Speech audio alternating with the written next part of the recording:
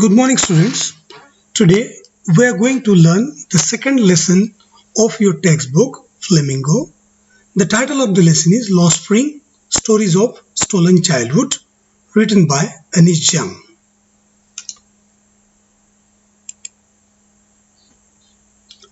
Now, what do you see in this picture?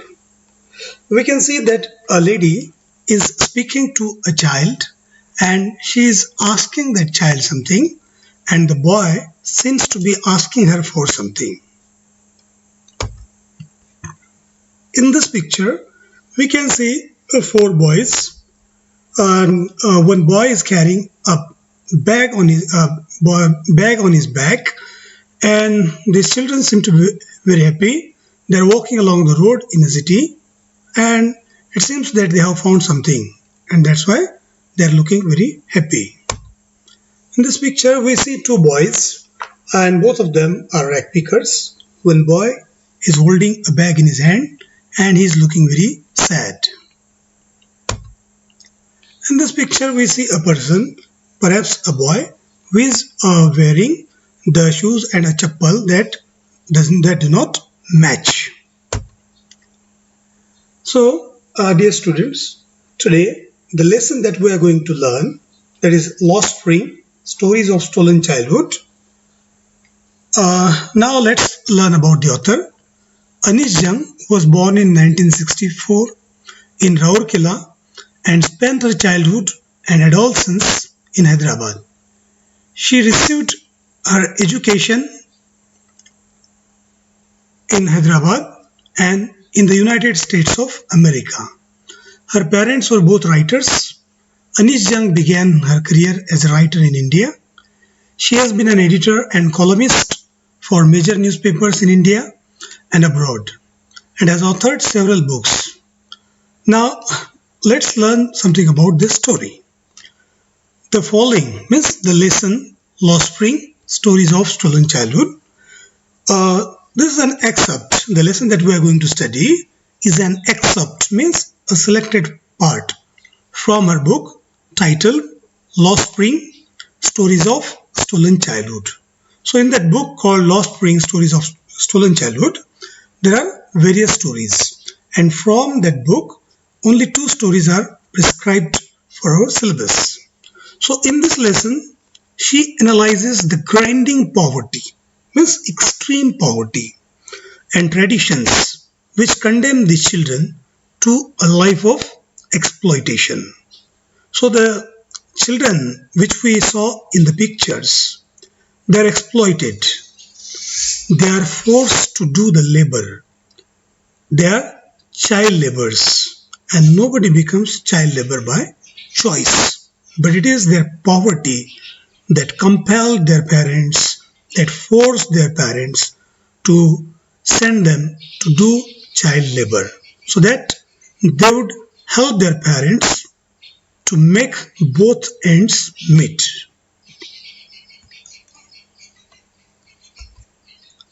So the theme of the story is the plight of street children forced into labor early in life and denied the opportunity of schooling. So because of their poverty, they are deprived of their basic right, the basic child right, that is, right to education. And the sub-theme is the callousness of society and the political class to the sufferings of the poor. So these themes and sub-theme, they are related to both the stories. So these are the themes and sub-themes of both the stories taken together. Now we are going to study the first story. The title of the first story is Sometimes I Find a Rupee in the Garbage. Every morning, the writer sees a young rag picker boy, means a boy who is a rag picker, a child rag picker we can say, who visits the garbage dump near her house. Whose house? Author's house, and searches for gold in it. So here the word gold does not literally mean gold, but it has its symbolic meaning. Now what is the meaning in this context that we will understand after reading some paragraphs. The writer says that he searches for gold ironically because although the garbage dump is full of useless, thrown away things, still he shuffles it so minutely as if he will get something as precious as gold from it. So he is searching for something which is as precious as gold.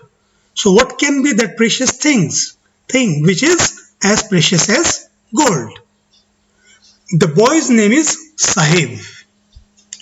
His home in Dhaka was in the middle of lush green fields. So Dhaka is the capital of Bangladesh.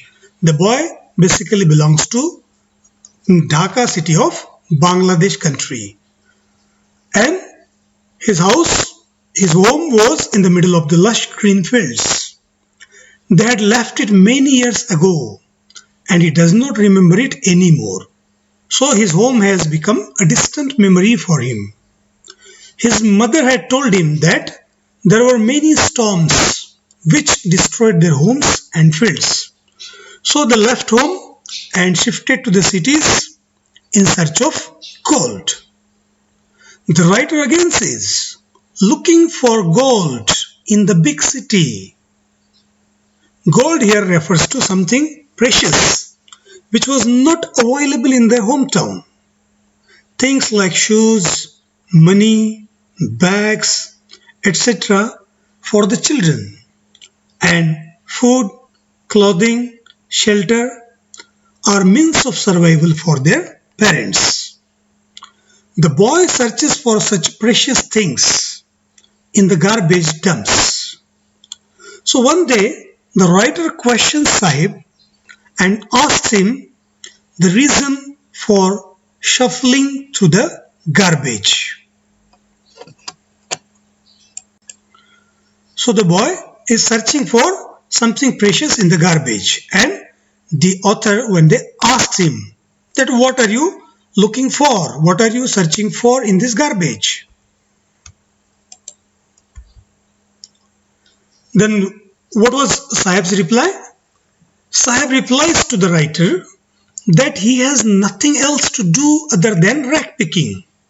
So he doesn't do that work because he likes it. He doesn't do it out of choice. But he has no work to do other than that. So he is compelled. He is forced. The writer suggests that he should go to school. She realizes that her advice is meaningless for the poor boy. He replies that there are no schools in the area where he lives. He replies that there are no schools in the area where he lives, and he also assures her, means he tells her that he will go to school when one is built near his house. So the writer asks him jokingly that if she opened a school, would he attend it?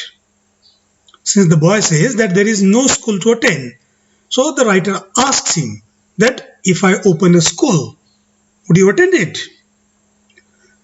The boy, Sahib, says that he would join the writer's school, and after a few days, he runs up to her to ask her whether her school is ready.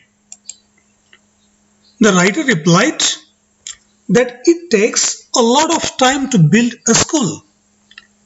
She felt ashamed at making a false promise. She had said this as a joke and had never intended to open a school. So she felt ashamed of herself that she has made a promise which she herself cannot keep. And because of that, she felt guilty and she felt ashamed of herself. Sahib was not hurt because he was used to such false promises as they existed in large numbers in his empty world. So his life, his world was full of such promises which were never kept.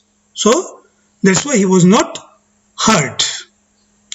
He was surrounded by such false promises made by everyone around him, and his world was empty, as no promise made to Sahib was ever fulfilled. So he was used to this kind of fake promises. The writer had known Sahib for a few months when she asked him his name. He replied as if he was making an announcement that his name was Sahib-e-Alam. The full name of the boy was Sahib-e-Alam. The writer thought that the boy did not know the meaning of his name, and if he came to know that his name meant Lord of the Universe.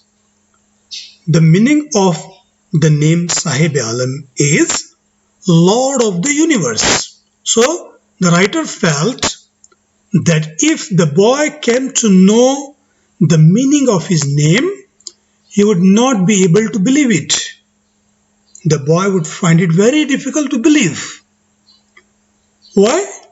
Because his name was opposite to his life. He went around the streets with a group of friends. It was like an army of boys who did not wear any footwear. So here the word army is used as a collective noun, means a group of boys, and they did not have footwear. They appeared in the morning like the morning birds and disappeared at noon. The writer could recognize all of them as she had been seeing them for the past few months. So after seeing them for some months, now she could easily recognize all the children.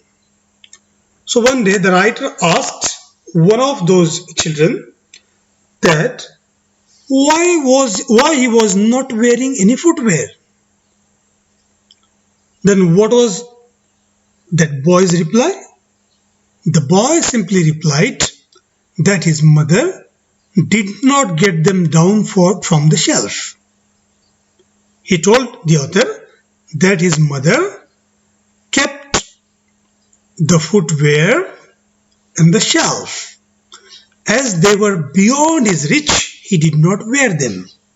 Means he could not take the footwear, and that's why he could not wear them, because they were beyond his reach. Another boy who was wearing a different shoe in each foot said that even if his mother would have given him the footwear, he would have thrown it away. He meant that the boy was not wearing footwear because he did not want to wear one.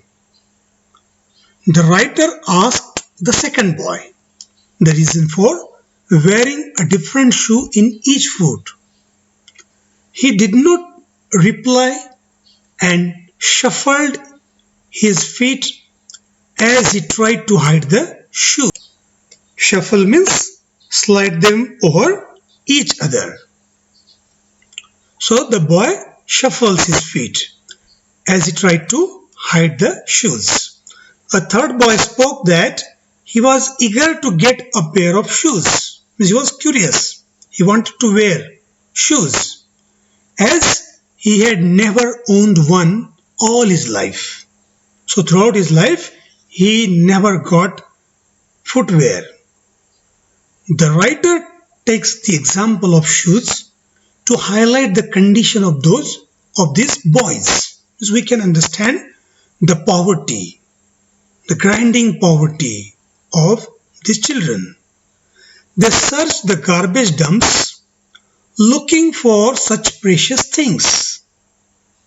She further tells us that as she traveled across the country, she had seen many children walking barefoot in the cities as well as the villages.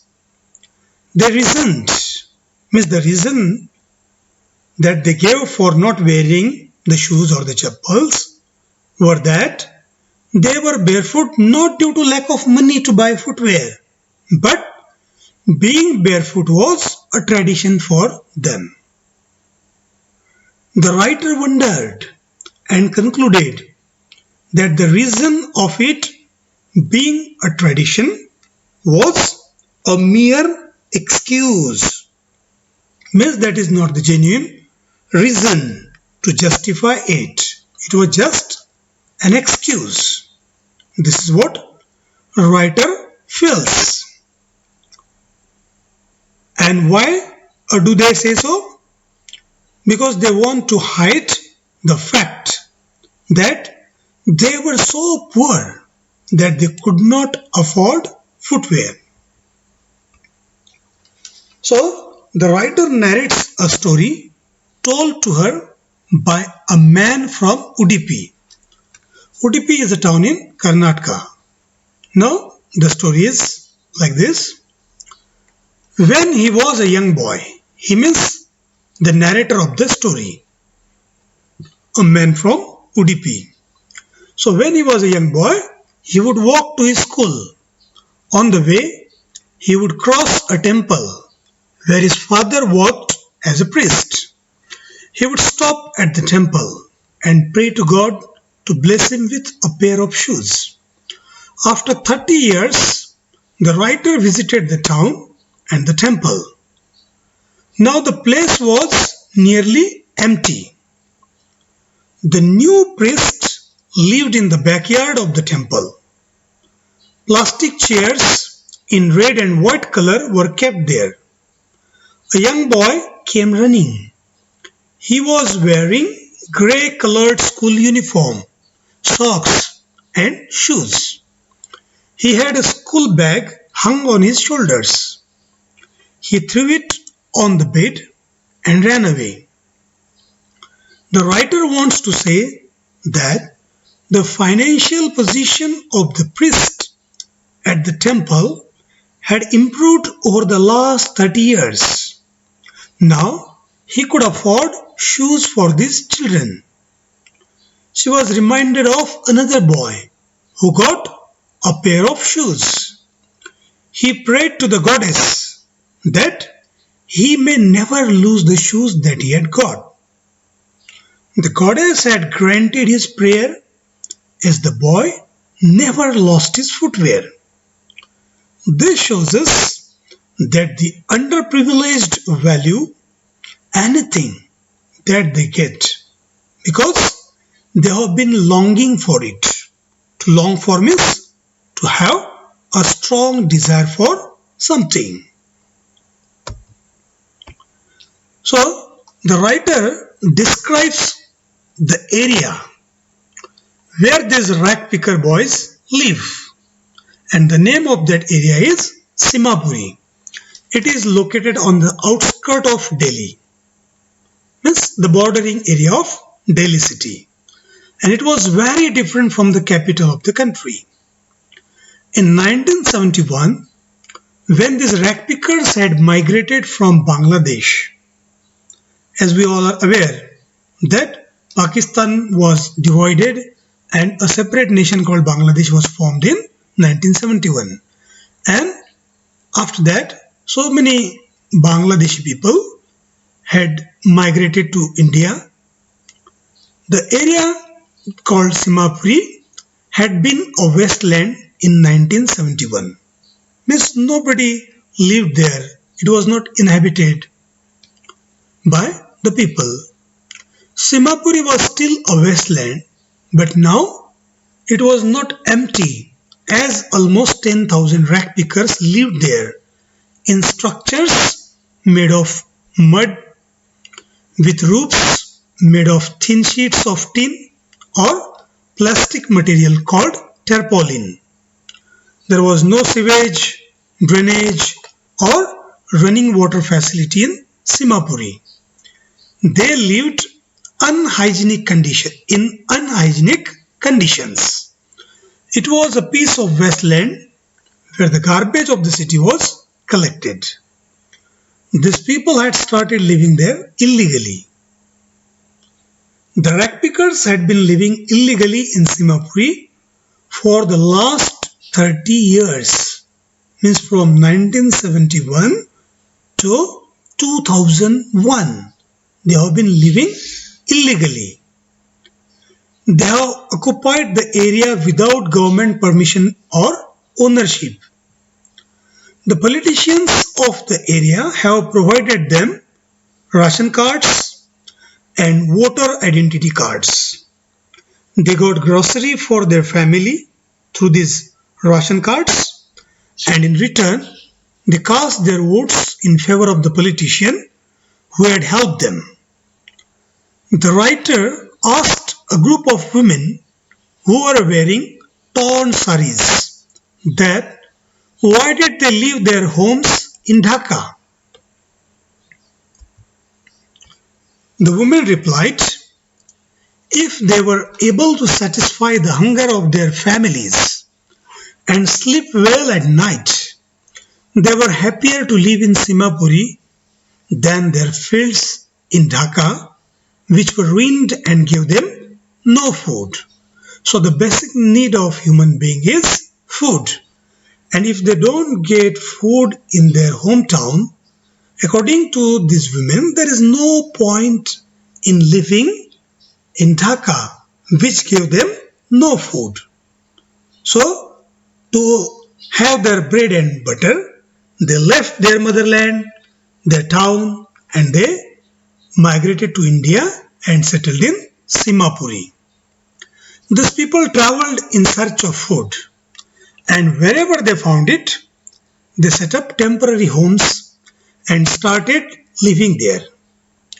Their children kept on growing there, and gradually they also started helping their parents in seeking means of survival. For those who lived in Simapuri, the means of survival was rag picking. As they had been doing it for many years, they became trained at rag picking and did it well. For the rag pickers, the garbage was as precious as gold. These families searched the garbage dumps and got things which they sold to fund their food. They gathered torn or damaged sheets which were used to cover the roof of their homes. This did not cover them well, but still provided them with some protection. For the children, the garbage dumps were more than a means of survival. Sahib was happy to say that sometimes he found a rupee and even a 10 rupee note in the dump.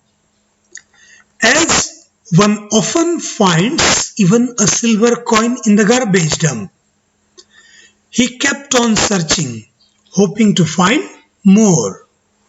For the children, the garbage dump was a means of fulfilling their dreams, although partially, while for their parents, it was a means of aiding survival, means helping survival by providing the basic needs, such as food, clothing, and shelter. One winter morning, the writer saw Sahib standing by the fence of a club. He was watching a tennis game being played by two young men. Sahib liked the game but could not play it. He told the writer that he went inside the club when it would be closed. He was allowed to take swings by the guard there. The writer saw that Sahib was also wearing tennis shoes. They did not look appropriate with his dress, which was worn out. Worn out means damaged and useless due to hard or continued use. So because of overuse, his dress had faded. He told the writer in an attempt to justify himself that someone gave him the shoes. She, however, figured out that he had got them from a garbage dump. They must have been thrown away. Yes, they were the discarded shoes of a boy from a rich family, as he did not want to wear them anymore. Probably they had a hole or two in them, due to which he did not want to wear them.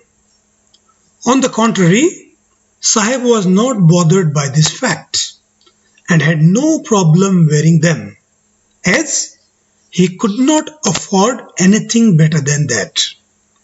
He walked barefoot, and to wear a shoe even with a hole was like a dream come true for him.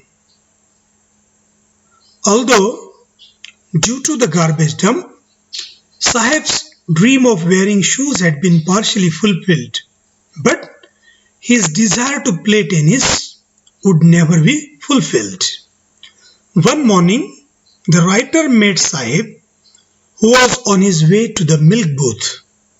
He was holding a steel container. He told her that he had got a job at the nearby tea stall. He would earn 800 rupees a month and get meals too. The writer asked him if he liked the job, as she could see that he had lost the carefree look. As now Sahib was working for someone else and was carrying his master's container, he was burdened with responsibility. Earlier, as a rag picker, Sahib would carry his own bag and was his own master. But now, he was no longer his own master. So, that is the end of Sahib's story. Dear students, I'll give you some question answers and you have to note them down in your notebook. But let me make you one thing very clear, that before watching this video, first read the text of the lesson.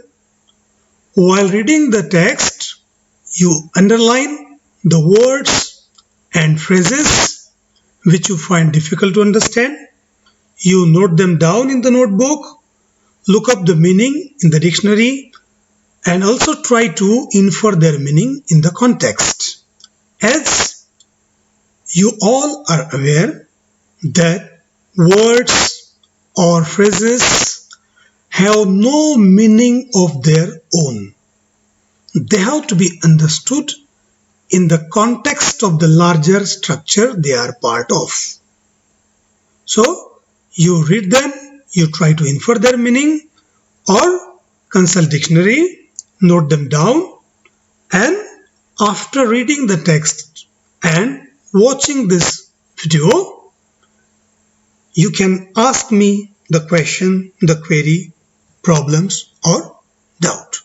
So, that's all for today. Thank you. Good day.